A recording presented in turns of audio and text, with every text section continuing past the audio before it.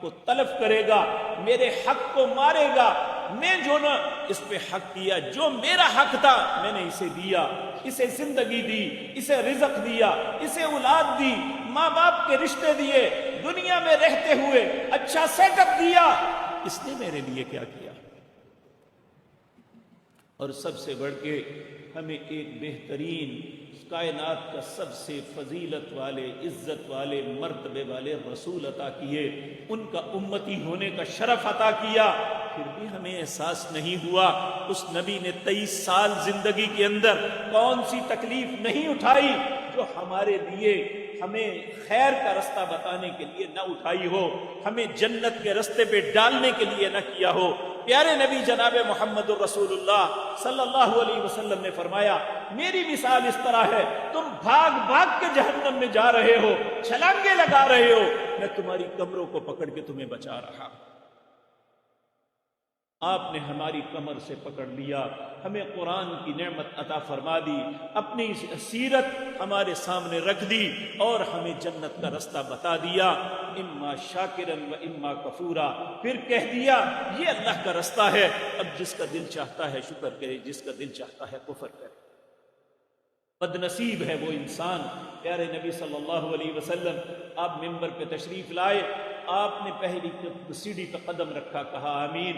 لوگوں نے عرض کیا آپ نے پہلے کبھی ایسا نہیں کیا، آپ نے فرمایا میرے پاس جبریل آئے، انہوں نے کہا کہ اے میرے پاک پیغمبر، اللہ رب العزت کا پیغام ہے، جس کی زندگی میں رمضان آیا اس نے رمضان کی قدر نہ کی، اپنے لیے معافی نہ لے لی، اللہ اب جہنم سے آزاد اپنے آپ کو نہ کروا لیا، اپنے لیے جنت کو لکھوا نہ لیا، اس کے لیے ہلاکت ہے، اس کے لیے دوری ہے، اس کا ناک خاک آلود ہو، وہ برباد ہو جائے جس کی زندگی میں رمضان آیا اور اس نے رمضان کی قدر کر کے اپنے آپ کو معاف نہ کروا لیا۔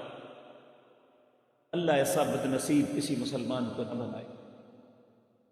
میرے عزیز بھائیوں، دوسرے وہ لوگ ہیں جو انتہائی خوش نصیب ہیں، اللہ ہمیں ان میں شامل فرما لے۔ وہ کون ہیں؟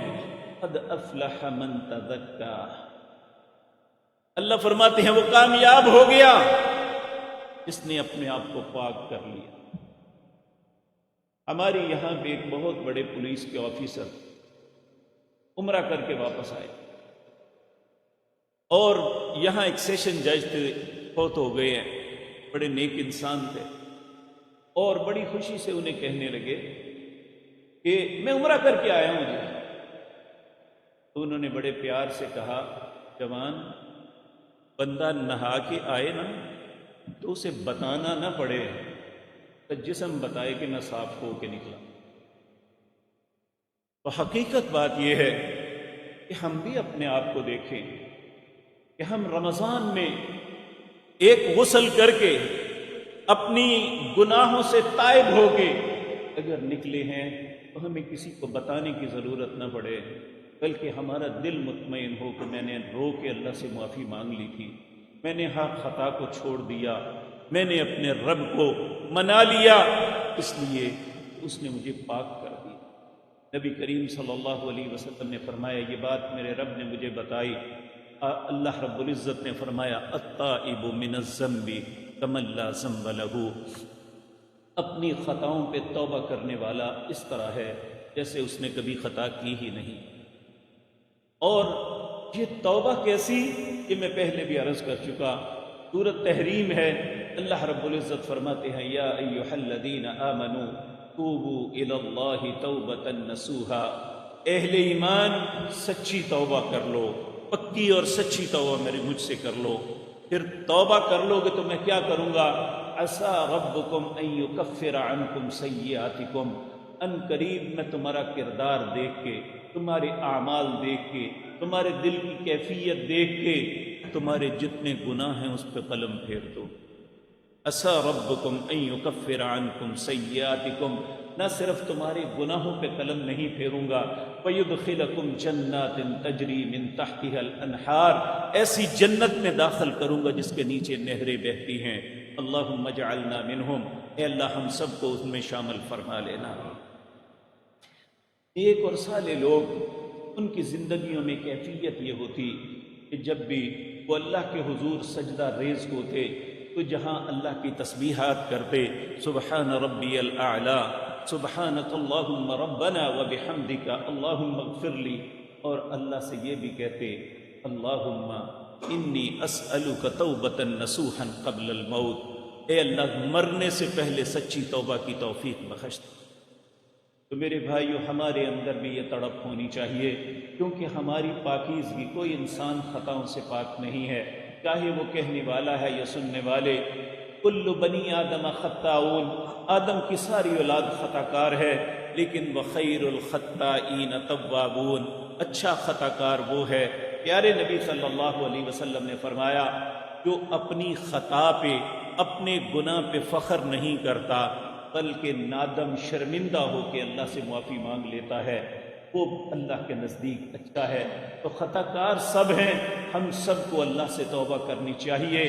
اور اللہ رب العزت فرماتے ہیں عسیٰ ربکم ان یکفر عنکم سیئاتکم ویدخلکم جنات تجری من تحتها الانہار، میں ایسی جنت میں داخل کروں گا جس کے نیچے نہریں بہتی۔ اللہ ہمارا نصیب ایسا کر دے۔ تو اللہ فرماتے ہیں قد افلح من تزکا، وہ شخص کامیاب ہو گیا جس نے اپنے آپ کو پاک کر لیا۔ وذکر اسم ربہ فصلی، تو اللہ کا ذکر بھی کرتا رہا اور نمازیں بھی پڑھتا رہا۔ لیکن اللہ فرماتے ہیں بل توثرون الحیات الدنیا، تم دنیا کی زندگی کو ترجیح دیتے ہو، والآخرۃ خیر وابقی، حالانکہ آخرت دنیا سے بہت بہتر اور باقی رہنے والی ہے۔ دنیا ناپائیدار ہے، دنیا یا دنیا ختم ہو جائے گی یا ہم ختم ہو جائیں گے، نہ ہم پائیدار ہیں ہمیشہ کے لیے، نہ دنیا ہمیشہ کے لیے رہی ہے۔ اللہ رب العزت فرماتے ہیں اگر ہمیشہ کوئی چیز ہے تو وہ آخرت ہے۔ والآخرۃ خیر وابقی بل توثرون الحیات الدنیا، تم دنیا کو تو ترجیح دیتے ہو، دنیا کے معاملات میں بڑی محنت مشقت کرتے ہو، آخرت کو ترجیح نہیں دیتے، حالانکہ آخرت بہتر بھی ہے اور باقی رہنے والی بھی ہے۔ اللہ یہ باتیں مجھے اور آپ کو سمجھنے کی توفیق عطا فرمائے۔ ان ھذا لفی الصحف الاولی، یہ صرف امت محمد الرسول اللہ کو نہیں کہا گیا، بلکہ پہلے جتنے صحیفے میں نازل کیے سب صحیفوں میں یہ بات درج تھی۔ کیا؟ قد افلح من تزکا، وہ کامیاب ہوگا جس نے اپنے آپ کو پاک کر لیا۔ پاک کیسے ہوتا ہے؟ توبہ کے ذریعے اور اس کے بعد نیک اعمال کے ذریعے۔ اللہ رب العزت سورۃ فرقان کے اندر فرماتے ہیں الا من تاب وآمن وعمل عملا صالحا فاولئک یبدل اللہ سیئاتہم حسنات، جس نے توبہ کی اور اس کے بعد ایمان والا بن گیا، ایمان والے سے مراد اللہ کے ہر حکم کو ماننے والا بن گیا، وعمل صالحا، اور اس نے اپنی زندگی چینج کر لی، یعنی نیک اعمال کو شروع کر دیا، فاولئک یبدل اللہ سیئاتہم حسنات، اللہ فرماتے ہیں میں اس کے گناہوں کو بھی بدل کے نیکیوں میں شمار کر لوں۔ اللہ رب العزت ہمیں ایسا بننے کی، یہ دیکھیں 3 سٹیپ ہیں۔ الا من تاب، پہلا ہے توبہ کہ اللہ میں نے جو کیا ہے معاف کر دے۔ دوسرا وآمن، اپنے آپ کو تیار کر لے اللہ کے ہر حکم کی اطاعت کے لیے، جن باتوں کا اللہ نے حکم دیا ہے انہیں ماننا ہے، جن سے روکا ہے اس سے رک جانا ہے، یہ ہے ایمان۔ دوسرا سٹیپ ہے ایمان، پہلا ہے توبہ، دوسرا ہے ایمان، اور تیسرا ہے عمل صالحا، پھر برائی نہیں ایک اعمال کو کرنا ہے۔ نماز کا وقت ہو تو نماز کی ادائیگی، قرآن کریم کی تلاوت کا وقت ہے تو قرآن کریم کی تلاوت، چلتے پھرتے زبان سے یابہ گوئی نہیں، گالی گلوچ نہیں، غیبت اور بہتان ترازی نہیں، اللہ کا ذکر نکلے، سبحان اللہ، الحمدللہ، ولا الہ الا اللہ، اللہ اکبر، اللہ نے اس سے بہتر کوئی نہیں کلمے بنائے۔ نبی مکرم صلی اللہ علیہ وسلم کی یہ خوبصورت حدیث ہمیں اپنے دل پہ لکھ لینی چاہیے۔ صحیح بخاری کی آخری روایت، کلمتان حبیبتان الی الرحمن ثقیلتان فی المیزان، سبحان اللہ وبحمدہ سبحان اللہ العظیم.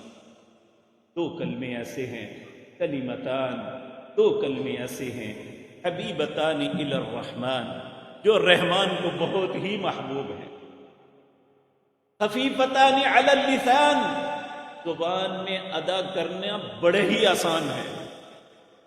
ثقیلتان فی المیزان، جب یہ ترازو میں تلیں گے تو بہت وزنی ہوں گے، نیک اعمال بہت بڑھ جائیں گے. وہ دو کلمے کون سے ہیں؟ سبحان اللہ وبحمدہ سبحان اللہ العظیم.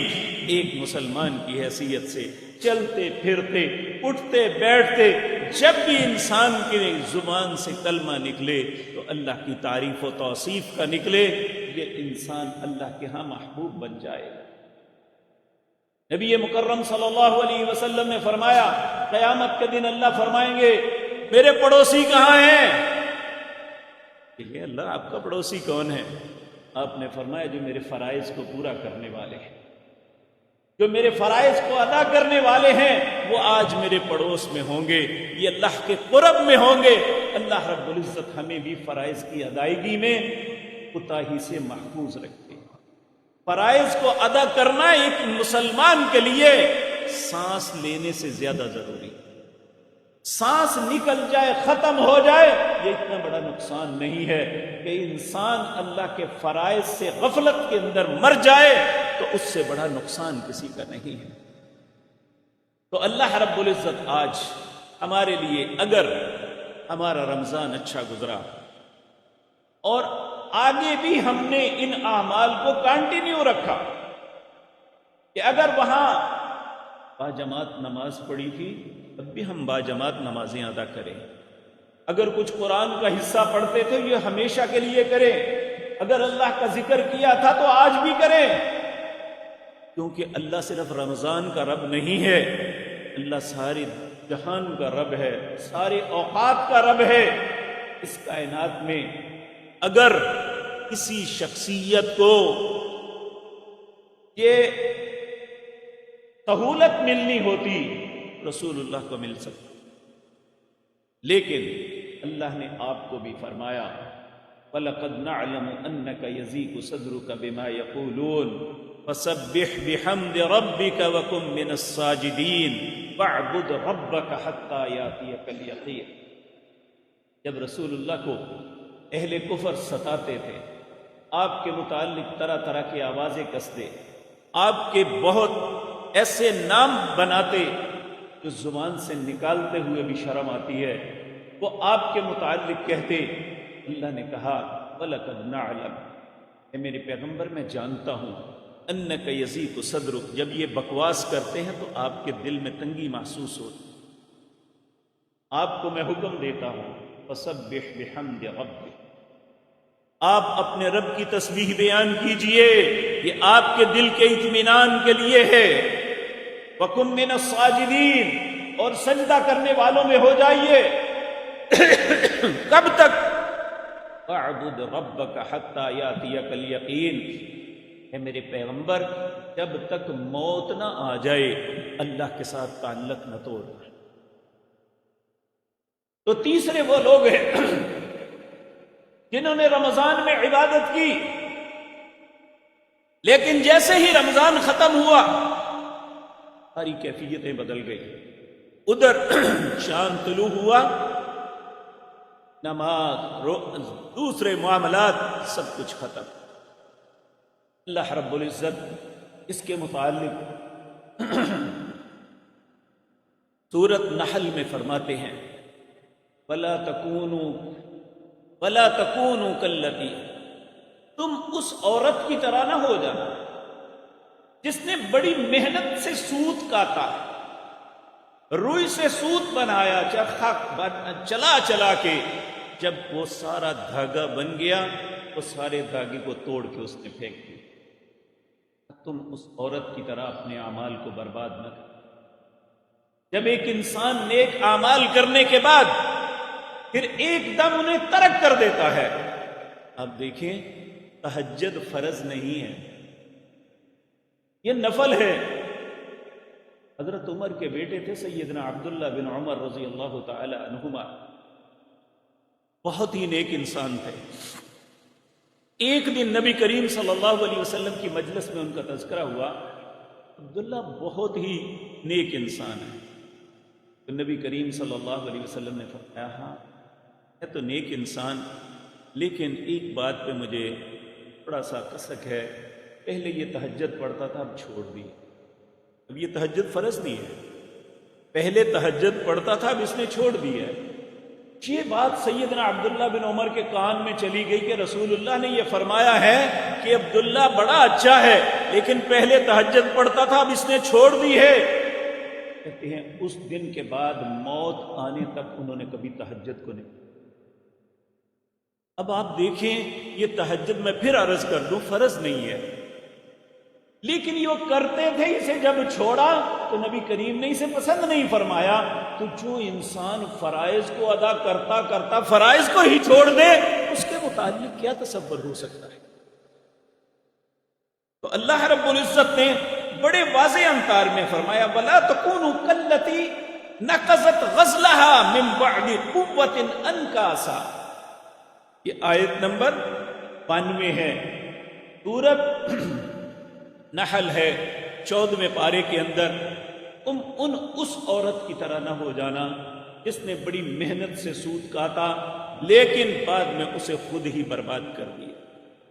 ایک عقلی مثال اس طرح ہے، ایک طالب علم وہ پورا سال محنت کرتا ہے اور جب اس کا ایگزام آتے ہیں وہ بڑے اچھے انداز میں بڑا خوبصورت ان سوالات کا جواب لکھتا ہے. اس کی لکھائی بھی بڑی اچھی، سب کچھ اچھا، لیکن جب وہ اپنا پیپر مکمل کر لیتا ہے تو انک پارٹ کو پکڑ کے اس پہ انڈیل دیتا ہے. مجھے بتائیں کوئی اسے نمبر دے گا؟ کوئی ایگزامینر چاہے گا کہ اسے اتنے نمبر دے دیے جائیں؟ تو یہ کیا ہے ہم کر رہے کہ سارا رمضان قرآن بھی پڑھا، اعتکاف بھی بیٹھے اور نمازیں بھی ادا کی، روزے بھی رکھے، جیسے ہی شوال کا چاند طلوع ہوا سب کچھ ختم، مسجدیں بے رونق ہو گئی، نمازی غائب. کیا کر رہے ہیں ہم اپنی زندگی کے ساتھ؟ یاد رکھیں اللہ رب العزت 14واں پارہ ہے، اس کی آیت ربما يود الذين كفروا لو كانوا مسلمين. ان بہت سے لوگ حسرت اور تمنا کریں گے کاش ہم اللہ کے فرما بردار بنیں. 4 موقع آئیں گے انسان کے اوپر جب انسان جو حسرت اور افسوس کرے گا اپنے اس کردار پہ جو نافرمانی میں وقت گزارا ہے. پہلا وقت اس کی موت کا وقت. 18واں پارہ سورۃ مومنون، اللہ فرماتے ہیں حتیٰ اذا جاء احدهم الموت. جب کسی بندے کی موت کا وقت آتا ہے فرشتے اس کی جان نکالنے کے لیے اس کے پاس آ جاتے ہیں. پھر جب یہ دیکھتا ہے کہ اب میری زندگی کا وقت ختم رہا ہے تو پھر یہ کہتا ہے قال، یہ کہتا ہے رب ارجعون، ایک مرتبہ واپس لوٹ. بھئی کیوں لوٹنا چاہتا ہے؟ کہتا ہے لعلی اعمل صالحا فیما ترکت، کہ میں نیک عمل کرنا چاہتا ہوں جو چھوڑ آیا، یا نہیں کرتا رہا، یا کرتا تھا وقت ترک کر دیے. لعلی اعمل صالحا فیما ترکت. اللہ کا کیا جواب ہوگا؟ اللہ نہیں ہو سکتا. انہا کلمۃ ہوا قائلها. جب وہ بار بار اصرار کرے گا رب ارجعون رب ارجعون، اے اللہ ایک مرتبہ لٹا دے، ایک مرتبہ لٹا دے، اللہ کہیں گے اللہ یہ نہیں ہو سکتا. انہا کلمۃ ہوا قائلها، تیرے کہنے کی بات ہے تو کہتا رہے. ومن ورائہم برزخ الی یوم یبعثون، اس کی اور دنیا کے درمیان ایک پردے کو حائل کر. اللہ رب العزت ایسے وقت سے پہلے ہمیں اچھے کام کرنے کی توفیق عطا فرما دے تاکہ اس حسرت سے بچے. یہ وقت پہلا ہے جب انسان حسرت کرے گا ربما یود الذین کفروا لو کانوا مسلمین. انسان کے دل میں خیال آتا ہے اب تو یہ عیاشی کر رہے ہیں، ان کے پاس مال و دولت کی بہتات ہے، ان کے پاس گاڑیاں ہیں، کاروباری سیٹ اپ ہے، یہ کچھ ہے وہ کچھ ہے۔ اللہ فرماتے ہیں ترہم، ان کو ان کے حالات پہ چھوڑ دو۔ یاکلوا ویتمتعوا، یہ جو کھاتے پیتے ہیں کھانے دو، جو فائدہ اٹھاتے ہیں اٹھانے دو۔ ویلہیہم الامل، جتنی تمناؤں میں زندگی بسر کرتے ہیں انہیں کرنے دو۔ فسوف یعلمون، ان قریب انہیں پتہ چلے گا کہ انہوں نے کتنا بڑا نقصان کیا ہے اپنے حق۔ اللہ رب العزت ہم سب پہ رحم فرمائے۔ تو میرے عزیز بھائیوں، دوسرا وقت جب وہ لوگ پل صراط پہ ہوں گے اور وہ جنت اور جہنم کے درمیان ایک پل ہوگا جو جہنم کے اوپر سے گزر کے جائے گا، جن کے پاس نیک اعمال کا ذخیرہ ہوگا، نبی کریم نے فرمایا کچھ ایسے گزر جائیں گے جیسے آنکھ جھپکتے ہی دوسری، ان کے پاس بہت اچھے اعمال ہوں گے۔ اللہ ہمیں بھی ایسا بنا دے۔ کچھ ایسے ہیں جو بجلی کی تیزی سے جائیں گے، کچھ ایسے اسی طرح اپنے اعمال کے اعتبار سے کوئی لڑکتے گھڑکتے پہنچ جائیں گے اور بہت سے کٹ کے جہنم میں گر جائیں گے۔ اللہ ہم سب کو اپنی پناہ میں رکھے۔ اس وقت انسان حسرت اور افسوس کرے، ربما یود الذین کفروا لو کانوا مسلمین، کاش دنیا میں اللہ کا فرما بردار ہو جاتا۔ اور تیسرا وقت ان کفار پہ آئے گا جب اہل ایمان مسلمان جو ہے اپنے بعض گناہوں کی وجہ سے جہنم کے ایندھن میں جل رہے ہوں گے، اور کفار انہیں مذاق کریں گے کہ بھائی تم تو مسلمان تھے پھر بھی تم جہنم میں۔ وہ کہیں گے ہم نے ایسے اعمال کیے تھے جس کی وجہ سے آج یہ سزا کاٹ رہے ہیں۔ اللہ رب العزت کو غیرت آ جائے گی، اللہ فرمائیں گے جاؤ میرے فرشتوں، جہنم کے اندر جس بندے کے دل میں ذرہ برابر بھی ایمان ہے اسے نکال لاؤ۔ جب ان اہل ایمان کو جن کے دل میں ایمان کی شمع تھوڑی سی بھی روشن ہے اسے نکالا جائے گا، اس وقت بھی کفار کہیں گے ربما یود الذین کفروا لو کانوا مسلمین، کاش ہم دنیا میں مسلمان ہو جاتے، آج ہم بھی ان کے ساتھ جہنم سے آزاد ہو۔ تو میرے عزیز بھائیوں، رمضان المبارک گزرا تو یاد رکھیں اس کے بعد اللہ کے احکامات ختم نہیں ہوئے۔ یہ جو فرائض ہیں ہماری پوری زندگی میں، جب تک 3 سبب بن جائیں تو اللہ اپنی قلم کو اٹھا دیتے ہیں۔ پہلا سبب، انسان پاگل ہو جائے، اللہ محفوظ رکھے، اللہ اس پہ قلم اٹھا دیتے ہیں، اب یہ سمجھ سوچنے سے قاصر ہے، اب اس کے کسی عمل کو نہیں لکھنا۔ دوسرا، انسان بے ہوش ہو جائے، جب تک وہ بے ہوش ہے اس کے کسی عمل کو نہیں لکھا جائے۔ اور تیسرا، سوئے ہوئے انسان پہ مرفوع القلم ہے۔ اور چوتھا، جب تک وہ بالغ نہیں ہوتا اس وقت تک اس پہ قلم نہیں چلتی، اس کے اعمال کو نہیں لکھا جاتا۔ وگرنہ جو بالغ ہے، جو عقل رکھتا ہے، جو صحت تندرستی رکھتا ہے اور ہوش مند ہے، اس کے لیے اللہ کے فرائض کو چھوڑنا بہت بڑا جرم ہے، اور اس جرم کا جو اسے بدلہ ملے گا وہ انسان دنیا میں تصور بھی نہیں کر سکتا۔ اس لیے بحیثیت مسلمان مجھے اور آپ کو چاہیے کہ جس طرح ہمارا رمضان اچھا گزرا اسی طرح سارے سال کو کنٹینیو رکھیں۔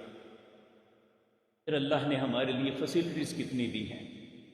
نبی کریم صلی اللہ علیہ وسلم نے فرمایا جو رمضان کے 30 روزے رکھتا ہے اللہ نیکی کے ہر عمل کو 10 گنا کر کے لکھتا ہے۔ 1 مہینے کے روزے رکھے تو 10 گنا 10 مہینے کے ہو گئے۔ تو پھر اس کے بعد آپ نے فرمایا جس نے شوال کے اندر 6 روزے رکھے، یہ شوال کا مہینہ گزر رہا ہے، آج اس کی 7 تاریخ ہے، بعض خوش نصیب تو انہوں نے آج پورے کر لیے ہوں گے۔ یہ کوئی ضروری نہیں ہے کہ دوسرے دن ہی شروع کیے جائیں، اس مہینے کے 29 دنوں کے اندر بتدریج بھی رکھ سکتے ہیں اور الگ الگ بھی رکھ سکتے ہیں۔ جو شخص 6 روزے یہ رکھ لے گا اللہ رب العزت قیامت کے دن اس کا جب رجسٹر کھولیں گے تو اس میں لکھا ہوگا یہ پورا سال روزے کی حالت میں رہا۔ اس لیے 30 روزے رکھنے میں ہمیں کوئی پرابلم نہیں آئی انشاءاللہ اللہ کی توفیق سے، بلکہ کئی چھوٹی موٹی تکلیفیں ختم ہوئی ہیں۔ تو یہ 6 روزے رکھنے سے بھی کچھ نہیں ہوگا۔ ہم اپنے دل میں عزم کریں اور یقین جانیے رمضان میں تو سب نے روزہ رکھا ہوتا ہے، وہ اتنا مشکل نہیں ہے، لیکن یہ اس روزے کا مزہ آتا ہے جب سارے کھا رہے ہیں تو وہ انسان صرف اللہ کے لیے اپنے آپ کو روکے ہوئے۔ اللہ کو کتنا پیارا لگتا ہوگا وہ بندہ۔ نبی کریم صلی اللہ علیہ وسلم نے فرمایا جس نے صرف ایک نفلی روزہ رکھا اللہ کی رضا کے لیے، اللہ اسے جہنم سے اتنا دور کر دیتے ہیں جتنی ایک کھائی ہے۔ پوچھا یا رسول اللہ کھائی کتنی ہے؟ آپ نے فرمایا جتنا آسمان سے لے کر زمین ہے، اتنا وہ جہنم سے دور ہو جاتا ہے۔ فرض روزے کی تو بات ہی کیا ہے۔ پھر آپ نے ایک دوسری حدیث میں فرمایا جو شخص اللہ کی رضا کے لیے ایک نفلی روزہ رکھتا ہے، اللہ اس کے اور جہنم کے درمیان اتنا فاصلہ کر دیتے ہیں کہ ایک سوار اپنی سواری کو 70 سال تک بھگاتا رہے، جتنی دور وہ پہنچے گا اللہ اتنی دور اس بندے کو جہنم سے دور کر دے گا۔ دیکھیں آج فیسلٹیز ہیں، ہمیں یہ ساری نعمتیں آج ہمارے پاس ہیں، ہم انہیں اویل کر سکتے ہیں، ہم اپنے اعمال کو پہاڑوں جتنا بلند کر سکتے ہیں، لیکن جب یہ وقت ختم ہو گیا پھر نبی کریم صلی اللہ علیہ وسلم نے ایک دفعہ صحابہ سے پوچھا قبرستان سے اگر اس قبر والے کو زندہ کر دیا جائے تو یہ کس چیز کا سوال کرے گا، یہ کیا چاہے گا؟ آگے ایک پل اسے زندہ کر دیا جائے نا تو یہ چاہے گا کہ میں اللہ کے حضور سجدہ کروں، لیکن اسے وقت نہیں ملے، سجدوں کا وقت گزر چکا۔ اللہ اس سے پہلے ہمیں ساجد بنا دے، اللہ ہم سب کو رکوع کرنے والا، قیام کرنے والا بنا دے۔ اللہ تو اپنے بندوں پہ فخر کرتے ہوئے کہتے ہیں والذین یبیتون لربہم سجدا وقیاما، تیرے تو بندے ہی وہ ہیں جن کی راتیں بھی یا قیام کے اندر یا رکوع کے اندر یا سجدوں کے اندر گزرتی۔ پھر اللہ سورت انسان میں فرماتے ہیں وَمِنَ اللَّيْلِ فَاسْجُدْ لَهُ وَسَبِّحْهُ لَيْلًا طَوِيلًا، تو وہ رات صرف سونے کے لیے نہیں ہے، بڑی لمبی رات ہے، کبھی تو اٹھ کے میرے حضور سجدہ کر لو۔ وَمِنَ اللَّيْلِ فَاسْجُدْ لَهُ وَسَبِّحْهُ لَيْلًا طَوِيلًا، یہ رات بہت لمبی ہے، کبھی اٹھ کے میرے حضور سجدہ کرنا، میں اپنا کتنا قرب عطا کروں گا۔ نبی کریم قرآن کریم میں اللہ رب العزت نے فرمایا وَمِنَ اللَّيْلِ فَتَحَجَّدْ بِهِ نَافِلَةً لَكَ عَسَىٰ أَن يَبْعَثَكَ رَبُّكَ مَقَامًا مَحْمُودًا، جو رات کی تاریکیوں میں جب لوگ سو رہے ہیں وہ اٹھ کے اللہ کی بارگاہ میں کھڑے ہو کے یہ تہجد کے نفل پڑھتا ہے، اللہ نے فرماتے ہیں مقام محمود، جنت کے اندر جو سب سے بلند مقام ہے میں اسے وہ عطا کروں۔ اللہ ہمارے یہ نصیب میں کر دے۔ تو میرے عزیز بھائیوں، رمضان گزر گیا، آج یہ فرض نہیں ہے، کوئی نہیں رکھتا تو اس پہ گناہ کوئی نہیں، لیکن اگر ہمیں اتنی عظیم فیسلٹی مل رہی ہے کہ کل قیامت کے دن جب اللہ کے روبرو ہم پیش ہوں گے تو اللہ رب العزت ہمارا رجسٹر کھلوائیں گے اس نے کیا کیا، تو فرشتے کہیں گے اللہ پورے سال یہ روزے سے رہا، تو کتنا وہ خوش نصیب انسان ہوگا۔ اللہ ہمیں بھی ایسا بنا۔ تو میرے عزیز بھائیو، اللہ رب العزت نے خود کہا ہے، سورۃ کہف جو بہت سے پیارے لوگوں نے آج پڑھی ہوگی یا کچھ مغرب سے پہلے پڑھیں گے، یہ آخری آیت ذرا دیکھنا، غور کرنا۔ اللہ کہتے ہیں فَمَنْ كَانَ يَرْجُو لِقَاءَ رَبِّهِ فَلْيَعْمَلْ عَمَلًا صَالِحًا، جو اللہ سے ملاقات کی امید رکھتا ہے نا کہ ایک دن میری ملاقات میرے رب سے ہوگی، اسے چاہیے کہ وہ نیک عمل کر کے اللہ کے حضور پیش ہو۔ اگر ہماری زندگی دیکھیں ایک سکیچ بنا کے بچے کو کہا جاتا ہے کہ اس میں رنگ بھرو، ایک ڈرائنگ کے سوال ہوتے ہیں، تو جو بچہ سب سے اچھے رنگ بھرتا ہے نا اسے سب سے ٹاپ کا انعام ملتا ہے، کہ جس نے رنگامیزی بھی اچھی بھری ہے اور بڑے اچھے انداز میں ان لائن حدود کے اندر رہتے ہوئے رنگ بھرے ہیں، کہتے ہیں اس بچے نے بہت اچھی ڈرائنگ کی ہے۔ تو میرے پیارے بھائیوں، ہم نے بھی اپنی زندگی میں نیکی کا رنگ بھرنا ہے، یہ ڈرائنگ لے کے اللہ کے حضور پیش ہو تاکہ اللہ رب العزت خوش ہو کے کہے کہ تو نے اپنی زندگی میں خوب رنگ بھرا، اس لیے تیرا رب وَلَكُمْ فِيهَا مَا تَشْتَهِي أَنفُسُكُمْ وَلَكُمْ فِيهَا مَا تَدَّعُونَ، رب خود کہے گا کہ تیرے نفس کی خواہش ہے مجھ سے بیان کر، جو تو آج مانگے گا میں عطا کروں گا، نزلا من غفور الرحیم، آج تو اپنے رب کا مہمان ہے، تیرا رب تیرا میزبان ہے، تو مانگ جو مانگنا چاہتا ہے میں تمہیں عطا کروں۔ اگر ہم یہ چاہتے ہیں، اس سارے منظر میں ہم وہ کردار بننا چاہتے ہیں کہ اللہ ہمیں بھی کہے وَلَكُمْ فِيهَا مَا تَشْتَهِي أَنفُسُكُمْ وَلَكُمْ فِيهَا مَا تَدَّعُونَ، تو پھر اپنے آپ کو نیکیوں کے لیے تیار رکھیں، جب بھی موقع ملے بھاگ کے نیکی کریں۔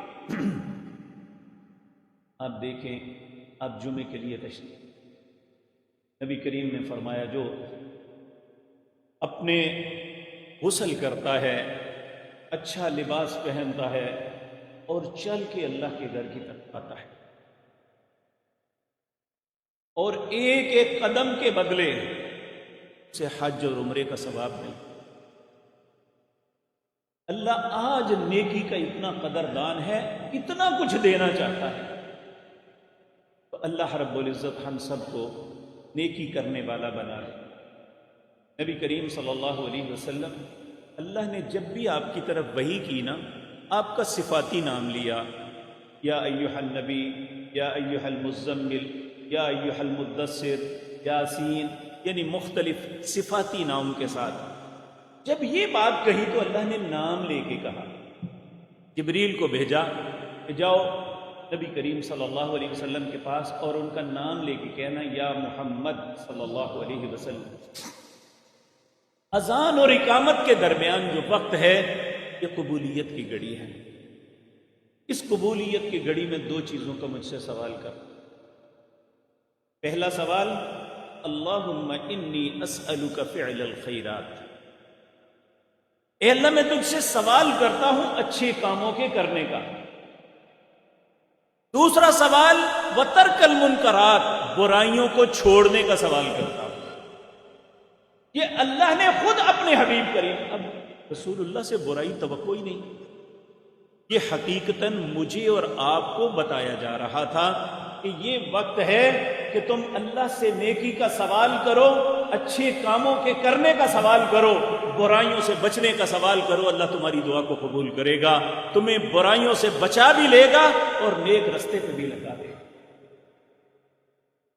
اسی طرح رسول اللہ نے حکمن فرمایا جسے مجھ سے محبت ہے تو فی کل دبر صلاۃ، اپنی ہر نماز کے بعد اللہ سے یہ التجا ضرور کرے، رب اعنی علی ذکرک و شکرک و حسن عبادتک، اے اللہ مجھے توفیق دے کہ میں تیرا ذکر کر سکوں، اللہ مجھے توفیق دے کہ میں تیرا شکر کر سکوں، اے اللہ مجھے توفیق دے کہ تیرا اچھے طریقے سے عبادت کر سکوں۔